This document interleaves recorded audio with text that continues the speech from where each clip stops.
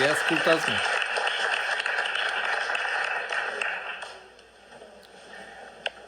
Se spune că România a fost creată de energia dată de Zamaxe, Ia uzi. zeul suprem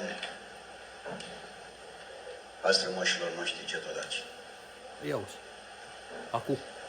Acum 2500 de ani, 7 unități de conștiință s-au desprins din energia condensată în urmă cu 5 milioane de ani. E treaba cu conștiința și cu energia condensată. Bă, voi înțelegeți de ce pe ăsta nu-l ajută bunul Dumnezeu? Pentru că el nu crede în Dumnezeu, mă.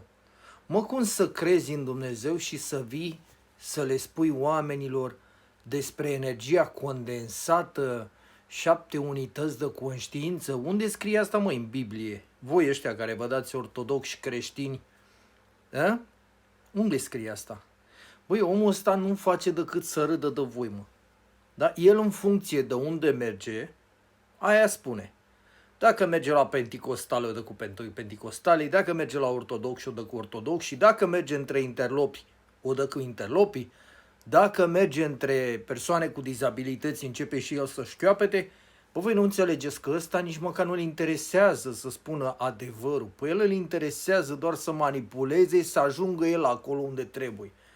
El e disperat pentru el, mă, deci pe el îl interesează doar de el, nu de voi. Despre ce vorbim? E un șarlatan, bă, fraților. Că e deștept, dar e pentru el deștept, mă, nu pentru noi. Dar el nu a luat în calcul că Dumnezeu are alt plan pentru el. Da? Și nu e ăla de a fi președintele României. Dacă Dumnezeu vrea să fie președintele României, până acum era, să știți, 100% asta. Hai, forță!